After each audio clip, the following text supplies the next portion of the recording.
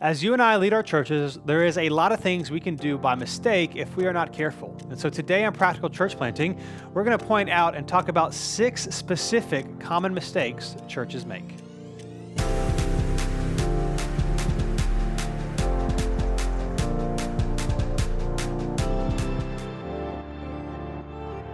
Thanks for joining us again today on Practical Church Planting. Today we're going to be giving you 6 common mistakes that churches make. And if you're watching on YouTube, you notice our new little sign behind us. Look at this sign. YouTube, Facebook group, podcast, right there.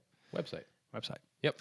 And as we get into it as well, we want to remind you that we send out a weekly Practical Church newsletter. We do. Give you some advice and tips from other people as well as from ourselves. So practicalplanting.com/email if you want to get on it.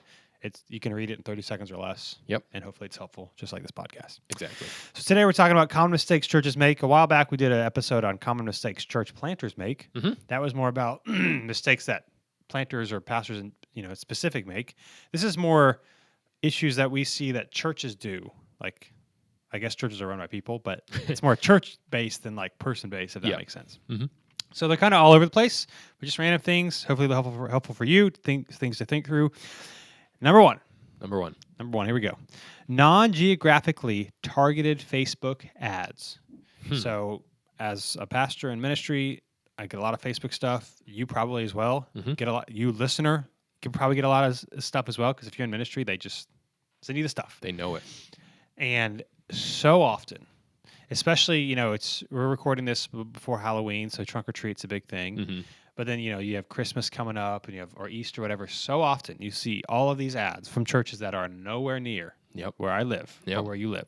And so if you ever want Facebook ads, there is an option to do, like if you just do it by people's interests or likes, you're going to get people all over the country. I'm not going to a church in Florida or in Oklahoma or in North Dakota. And it's just wasting a ton of money. Yep. And so you just got to be sure that you select not only interest if you do Facebook ads, but geography. Mm-hmm. And not only that, there's the option of doing people who have lived here or people who have visited here in the last 30 days, something like that. Yeah.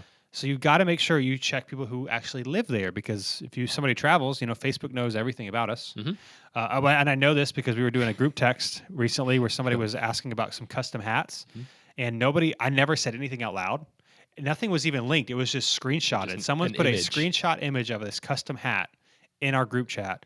And a couple days later on Facebook, there's the ad. They read everything. They read everything. They know where you are. Yep. And so, again, if you're going to do ads, make sure you also select people who live in the area, not people who have visited. Because it's such a waste of money. Unintentionally, I know. Yep. But so many ads we see, and you probably see as well, of churches who are advertising things of people who don't live anywhere near where the church actually is. It's really hard if you've done church social media things before to get accurate metrics for things, whether it's things like videos or ads and things like that. And if you do something like this where you don't target it well, it can look like you have an ad that ran really well because it can show to people. But however, and so it can look on the surface like you did well or you should have done it, but it doesn't actually translate to anything that's meaningful for you. Yeah. And so having it be specifically targeted geographically, obviously, is the only way it's really going to benefit you. I mean, I don't know. I don't know if you can make the argument where you may get, like, if you're a church online church, you may get church online viewers, but I don't think you will. But I don't have anything to back that up. But if you want people to walk in the door, then you need to target to people that are actually going to be living there and have that possibility. Yeah, I mean, if you listen to this podcast, you want people in your area. You're probably not some big online ministry. Yeah. So make sure you do that. And I get Facebook ads are really confusing. We've tried to do a little bit more with it this year, and it's just like, it's a lot. Mm-hmm. This is a very simple thing. And if you're not sure if you're doing it right, if you just Google or YouTube Facebook targeting to location, they'll show you how to do it. It's not that hard. Yeah. All of these mistakes in this episode are things that are pretty simple to fix or to do. So that's the good news. But if you do Facebook ads, just please make sure that it's where people live near the church, not just everywhere, or people who just have the interest. And it can be confusing because, as someone who does some of our Facebook stuff in New City, you can do it's not very obvious, like to change the geography or to do the geography and the interest. It's kind of, I don't know. In my opinion, I think they should make it a little bit more obvious because it's easy to miss it. So just, if you ever run ads, you've got to make sure they're in the city. Otherwise, you're wasting a lot of money. I know at one point when we did, we do Google Google AdWords. That is a whole different conversation.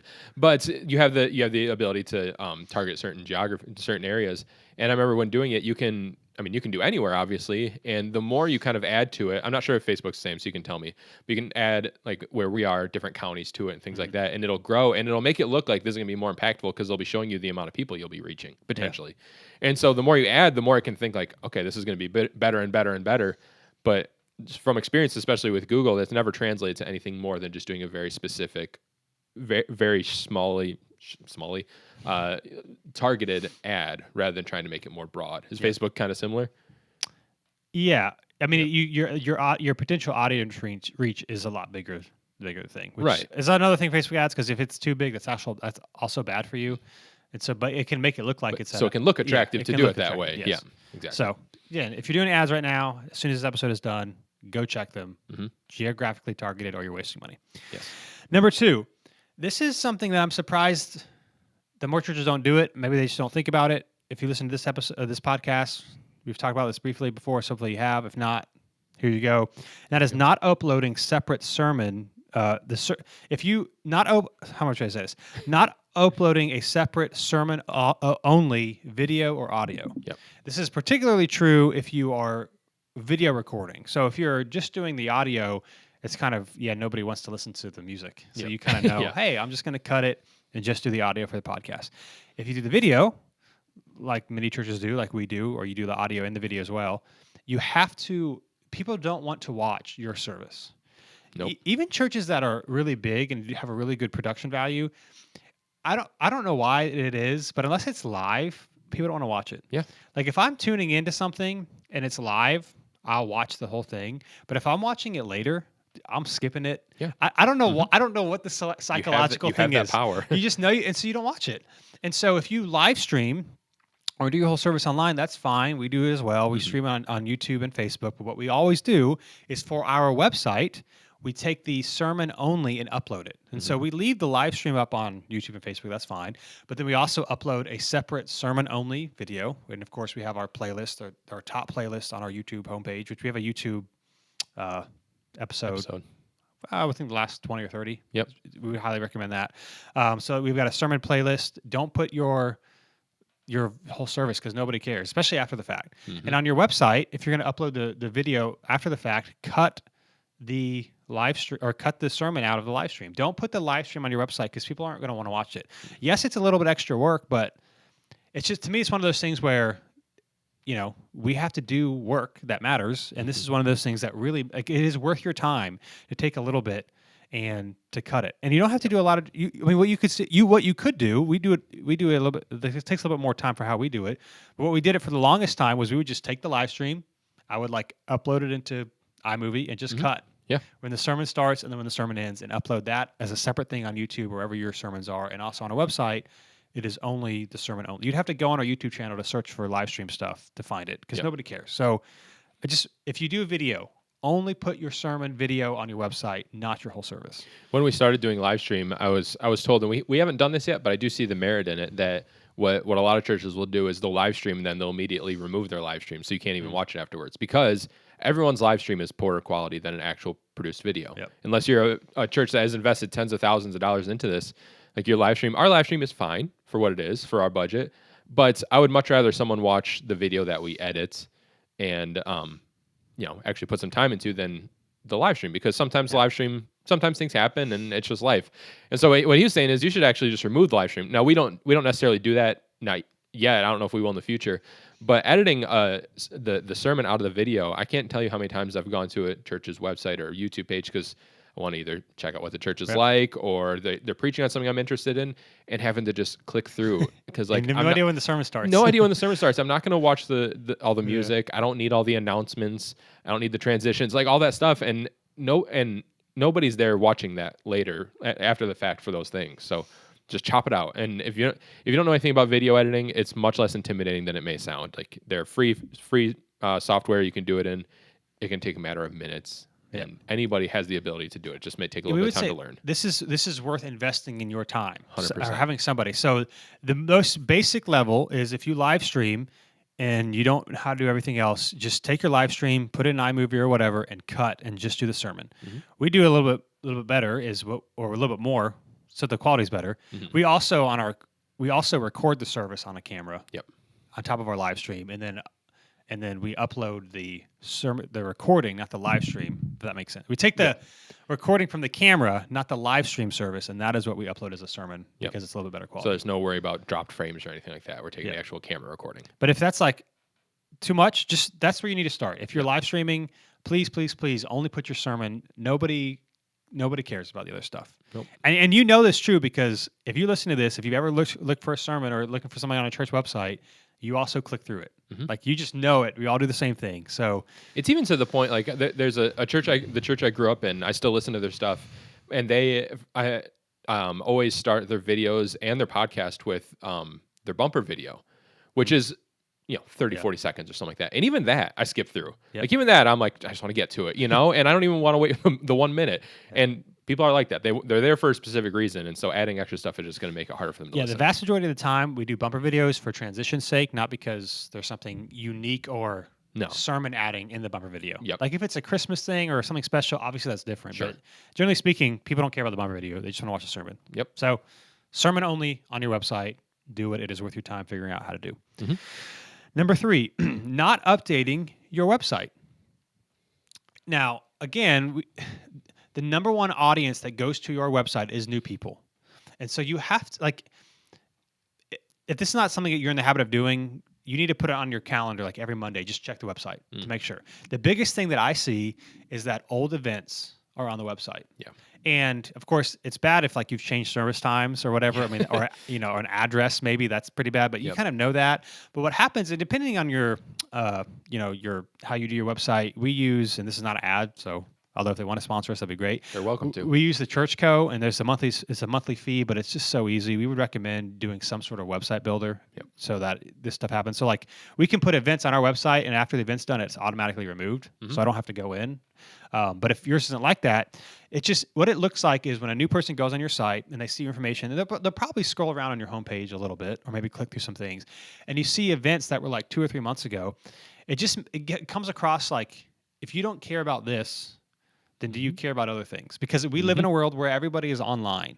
And so also after this, after you check your sermon and after you make sure your Facebook ads are targeted to people in your area, check your website and make sure you don't have like particularly in events. And it's not a big deal if it's outdated. It just gives the wrong impression for a new person that you have this stuff that happened months ago that is still on there. And so just make sure it's updated. Just check it once a month. If that's not something you normally do, to make sure all the information up to date, because the number one people who go to your website are new people, and you want to let them know like you're on top of things. Yeah, and I like the way you put it. Like just put it on your calendar to check periodically, and you'll be fine, and you'll get in the habit of doing it, and you'll be able to catch any of these things. Because I mean, old events obviously are something that is going to stick out to somebody, and is going to be a detriment. And there's other things that you may have changed that you may just not have updated that a new person may not notice, and may not know. I'm sorry, by looking at your website. But they may show up to the church expecting something different. So, for example, some things we've done in the past is changing some ages for kids' rooms, like, or changing kind of the way we do our kids' rooms. A new person, if they saw our old setup on the site, they wouldn't know that that's the way we don't do it. But if they saw that and we're planning for that and showed up to the church and we told them something different, life wouldn't end, but it's just another kind of thing that we want to avoid. That's very easy for us to avoid. So periodically checking, and anytime you make something that's like a permanent change to the church or a kind of a church-wide change, just making a quick run through and checking, have I said that something different before, and what can I do to change it? And it's a good thing every once in a while too, just to check your website, make sure everything looks fine. Like a couple of weeks ago, I noticed you also emailed me the same day. Like our header on our website was like you couldn't read it. It was like white. And the picture was white. And we saw it because we looked at it. And so I would also say this to you: if there's like a small bug or something that looks weird on your website, it should be a big priority for you to fix it. Don't be like, well, I don't know how to do this. I'm not sure who to talk to. It's not that big of a deal. I'm telling you, it is a big deal to a new person in a day and age. Your website doesn't have to be the most amazing thing ever, but it cannot be bad.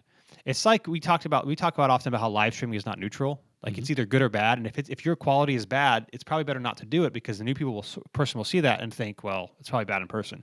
If your website loads super slow, or it's got outdated information, or it's got something that doesn't load correctly, the assumption is everybody has a website that should be maintained, and I think it's a bigger deal than we often think it is. So we are at a point in time in assuming you're in the U.S., we are at a point in time in this world where I think we've gotten to the point where it's no longer acceptable to have a Yeah. Dysfunctional website or a website that doesn't function well, because everyone's does, not just church-wide, but everyone. And so to have yours either look outdated or not function well or not optimized right for different devices, that's going to be the first thing anybody notices, because that's so rare now. A decade ago, that's a different story. That's more common. But now the solutions are really cheap. Their solutions are out there, and they're really cheap for church world too. That there's really it's really going to hurt you, and it's going to be the first thing someone notices if they go to your site and see some issues like that. Yep. So just keep it updated. Doesn't have to be the most amazing thing, but make sure everything works. There's no outdated, events, so that new people don't be like, "What's going on here?" Number 4, not giving people time to turn in their Bibles. So when you're preaching, or when somebody at your church is preaching, and you either go right into it, and you just like, people take about 30 seconds, and they take longer than you think they would while you're preaching. Yeah. And so even if you're like in a series, like we're in the Gospel of Mark right now, you could assume, well, people know we're going to be in Mark. Like, why don't they go ahead? People won't. Some people do, but like most people will wait until they're told to do something, even though they know they have to do it. Yep. And so what happens is, if you say, hey, if you start right away, or whenever you get to the text and be like, hey, we're in Mark chapter 4, starting in verse 13, here's what it says. Or you give people 5 seconds, they're not listening to you as they're turning. Now for us, we combat that one of 2 ways. I mean, one is just to give people time, but also we typically say, hey, after some sort of intro or whatever, say, hey, today we're in the book of Mark, we're in this passage or this verse, and on our screens it has the passage and the page number, because we've said in other episodes we don't put the main passage on the screen. They have to actually open a Bible. And so it's kind of the cue, like, oh, no, it's time to open it. But then you give people time to open it. So like a tip is, let's say you're starting with a story or an illustration, and then you want to get into the Bible. We'll say, today we're going to be in this text. Go ahead and invite you to turn there, whatever. Ask people to turn there. Maybe give a quick background or a quick recap. Don't do that before you tell people where to turn. Always tell people where to turn, and then do something that gives them 20 or 30 seconds to get there. So again, the biggest thing I see is like giving a recap of where things are, and then say, today we're here, and they start reading. The quick thing to do is give a quick say where you are, invite people to turn there, then give a quick recap while they're turning there, so they're not missing out what you're actually reading. It's really funny you say that, because like you said, we're in Mark right now. Our bumper video says Mark multiple times. Our graphic that's on the screen, the entire intro or the entire like beginning of the message, says Mark in giant letters. Yeah. But few people turn there until actually the page number comes up, say what chapter we're going to be in, and then all of a sudden everyone's turning there. But obviously they have plenty of time to do it beforehand, but people just don't. And so giving people time to turn there, and kind of having some kind of something that you plan to say between telling them where you're going to be and actually starting to read, whether that's some background or some recap of the previous week, if it's a continuation or something like that, I think is really helpful and gives people that extra few moments, because it's just a few moments people need, but it totally takes out. I don't know if you've ever experienced this, but if you're trying to like read along with someone, whether it's in church or small group, something like that, and you either get distracted or jump in a minute late, or like, I mean, this doesn't really happen in our church, but if you have a different translation or something like that, and someone's reading and you're trying to like catch up, it's distracting, and it's hard to follow along if you're not starting at the same point, or if you miss which verse they start with or something like that, and they're halfway through the section and you're trying to find it. Then essentially it's just trying to find where to follow along, but you're not actually paying attention to anything that's being said. So give them a few moments. This is also, again, this is a pro tip for how we do things. We have Bibles in every seat back, so in order to do it our way, you need to have that, because it has the page number. So if we're in Mark, every time we're reading the scripture and talking about it, it just says Mark, whatever the passage is in the page number. It doesn't actually have the verse. Yep. And then if we're using any other biblical text, that actually does go on the screen. So if you want to read something from 1 John or Matthew or Isaiah or whatever, what you don't want to do is you don't want to tell people to turn multiple times, because it takes them time. People don't know where everything is in the Bible, and so it could. So what we would recommend is have people turn to the main text. What we also say too is to encourage people not to turn. Is like we'll say something like, and here's what it says in Isaiah or whatever. It'll be on the screen, so that people know they don't have to turn. Because that's another thing too, is that sometimes people, I understand, like want to encourage people to read their Bible, but if you're going from text to text, people are just going to give up. It's going to take them forever to find it. They don't want to go back and forth. So we would recommend having them be at your main place, and then if you have supporting text, go over, or have it on the screen, or tell them they don't have to turn there. Now, of course, this is different if you're not preaching through books of the Bible. If you're doing a topical series and you've got a lot of random verses, that's fine. But then don't expect people to necessarily open the Bible if it's going to be hard to follow along. So you got to keep that in mind as well. Yeah, and I think doing it this way, obviously, there's certain barriers if you can't provide Bibles and things like that. But if it's possible, I think it's really helpful, and it's a good balance between we want people to open the Bible every week. We want people to actually turn there physically, not just read it off a screen, but also we want them to pay attention. And if they don't know the Bible very well, yes, obviously they can benefit from learning where things are. That's helpful, but I think they're missing out on the message if they're spending half the time looking up, trying to find where you are and trying to catch up. So I think having them turn there for a passage and then putting the supporting passage on the screen really helps find that balance. Yep. So no matter how you do it, just give people time to turn on their Bibles so that they're not distracting. And it's like, if you tell me to turn somewhere and you start reading it, it's like, well, you're already there. You're already reading it. So it discourages people from actually wanting to do that. Yeah, why bother turning there? Number 5, this is more general than a specific, but it's the truth. It's the truth. And that is thinking free is cheaper than spending money. Like so often, and I get it because we're in the church world and money's tight, but so often you see all the posts and everything online, people trying to find the free option of what something else that's much better does. And I'm not saying you should never do that. There are times and places where that can work, but you will spend more time, which means you will spend more money on things that are not good than if you spend some time on or spend some money on things that are worth it. And we've talked about this in other episodes. You know, planning a church costs money. And so if you're trying to look for the free and the cheapest of everything, you're probably not in the place to build a healthy church. Now, the caveat is we are pro churches of all size. But if your hope is to be larger than a house church, maybe larger than 40 people, you're going to have some systems and structures and tools and resources to organize, that many people. And so you're going to have to spend money in order to do that. So if that's what you want to do, and if you're always looking for the free and the cheap, you got to be able to raise money to do some of these things. And so if you don't have the money to do what you want to do, well, it might be time not to do what you want to do or go slower or raise some money, but you have to spend money on some of these things. And so, whether it's presentation software or accounting software or church management software or social media stuff, like whatever it is, if you're always looking for the free, or like we use Text in Church as an automated follow-up process, we're not saying never do the cheapest one or never do free, but just know you are getting what you pay for. So just be aware of that. And again, not against it, but if your goal of finding a resource is what's the cheapest one as opposed to what is the best one or what would be most effective, knowing my church's budget, it's not like you can get the best of everything. Totally understand that. But so many people waste so much time, which means they're going to waste so much money finding stuff that doesn't work and is not frustrating. You just have to know going in, we're going to spend some money on some stuff so that it can be quality and helpful for what we're trying to do. Yeah, and there's always the balance of obviously you have a budget and you want to be a wise steward of people's money and not waste money. But especially in church planting and in like smaller church planting, I've much more often seen the issue of trying to not spend money than worrying about spending too much money or worrying about spending too much money on things like software. Because the things that affect the entire church, you do kind of need to spend the money on, and I think that's one way you can look at it. If it's a kind of a small thing that maybe only affects a small portion of the church, then maybe you can look at different options. But if it's going to affect the entire church, then not that you always have to go with the most expensive, but you need to go with the thing that's going to be able to do what you need to do.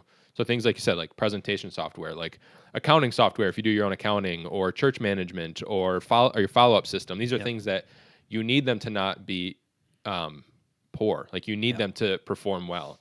And performing well means it's going to cost a little bit of money. And the free options, I think there's free options for every single one of those things, but none of them are going to do the things that the paid options can.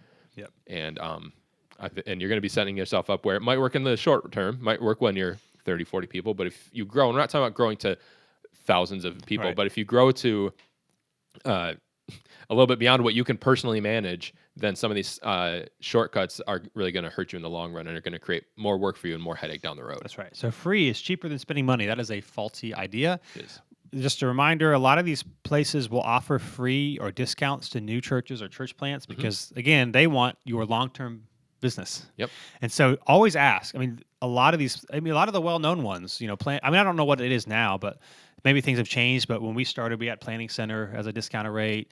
Texas Church would be discounted rate. Like a lot of social media things, we'll do discounted rate or free for a couple of months.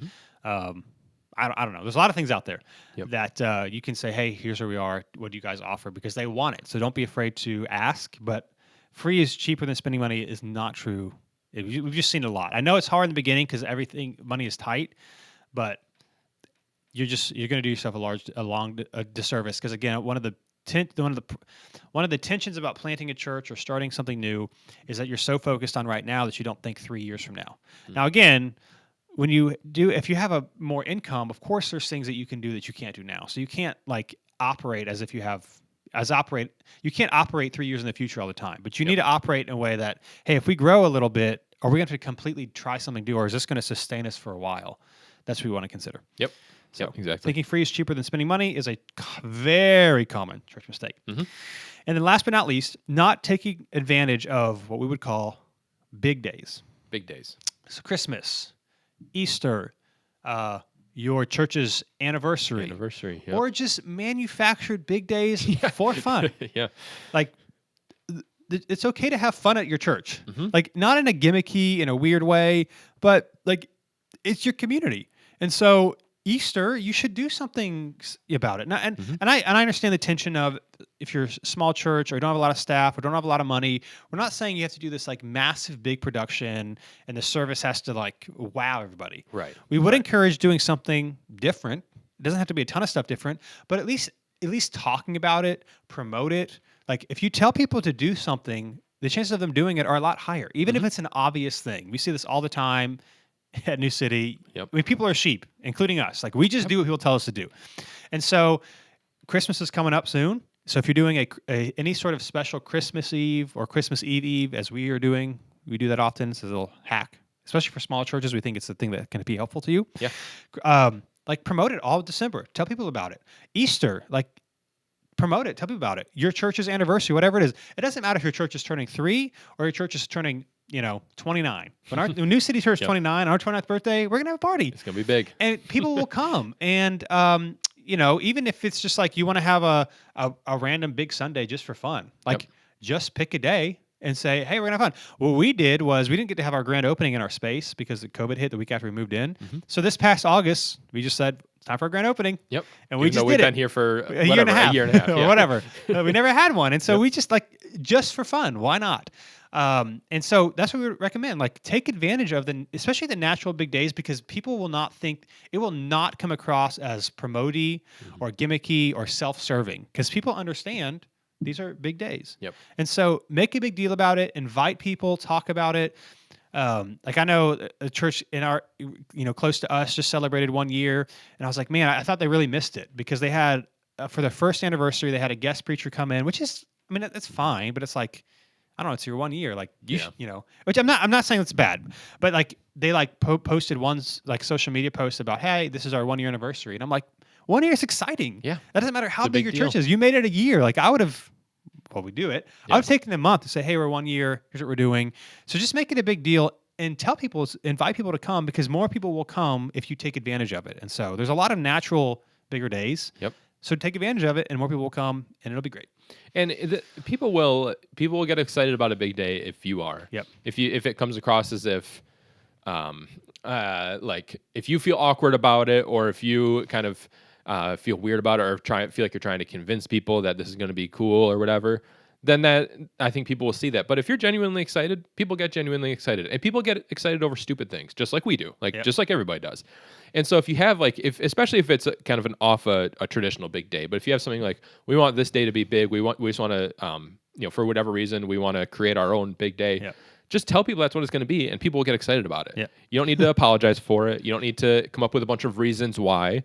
If you say, this Sunday is going to be a big Sunday, and here's what we're doing, here's what's going to make it a big Sunday, done. Like, people will get excited about it if you are. But if you feel weird about it, if you feel like you have to apologize for it, if you feel like people are going to be uncomfortable with it, then they will be. Yeah. But if you get excited, people get excited with you. So, I mean, even the other things like baptism.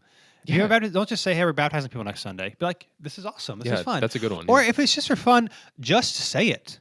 Like, when we did the grand opening, we were very clear.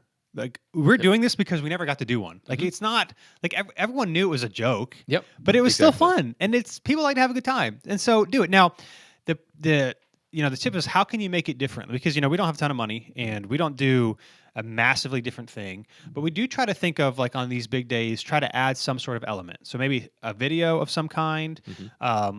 Christmas services are coming up, and so we'll try to maybe add some sort of video or maybe do something different with the song or two.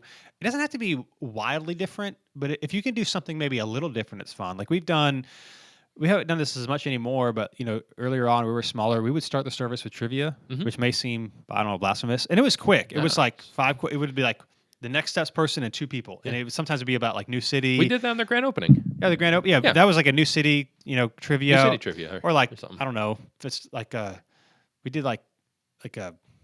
I don't know, like a July 4th thing. You could do something. Well, not July 4th. We did like, it was like a Thanksgiving. We did like, I remember one we did with food. It was like around Thanksgiving or something. Maybe in Thanksgiving week because it was smaller. Yeah.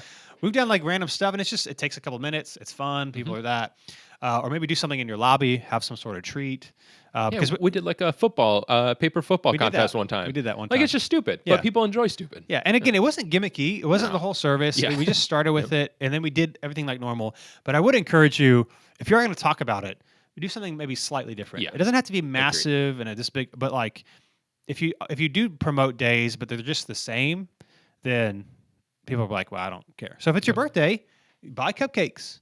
Or what we do, and steal this. Sometimes people send me messages like, hey, can we do this? I'm like, yes. You don't have none of this stuff. We don't own this stuff. Do everything we do. If you have something do it. Like it. Every year, it's one of my favorite things that we do. We, for our anniversary service, we ask people what's one way New City's impacted you, or what's one way New City's impacted you in the past year, and it's like 10, it's like 20 seconds or less, and it's always awesome. Yep. And people love it because it's stories, and they get to see how their church has made a difference. Or every Father's Day, we do a dad joke battle, so we record it, we do a video, we don't do it on stage, and that's like the hilarious thing every year. And so just fun stuff like that. It doesn't have to be big. Particularly on smaller Sundays, I think too, it's cool to have fun things. I mean, this is maybe a little bit different than the point because it's not big days, but small days. I just know what it's like to be in ministry, to be discouraged. It's like, I know we're not going to have a lot of people here, and it's kind of a bummer because you care and you don't want it to be awkward. And so, one of the things that we do on July 4th weekend, it's like one of the least. I feel like July 4th weekend, the week after Thanksgiving, or that the Sunday after that Thursday. Maybe Memorial Day and Labor Day in the United States. But what we do on July 4th weekend is we do a Q&A Sunday. So we do fewer songs, and it's just people texting their questions about the Bible, and there's a panel, and we talk about it. And it's always a lot of fun. Always and good. It's like people know people are out of town, so it's not awkward. So if there's creative ways to maybe think of lower attended Sundays to make them fun and different, that can be helpful as well. Yep, exactly. Just finding things that are a reason to... people want a reason to have fun and a reason to celebrate, and give them one. Yep, and more likely to invite their friends just because of that. So take advantage of big days. Think through, like creatively, giving our budget and our people, what could we do that might be fun or different, not in a gimmicky way.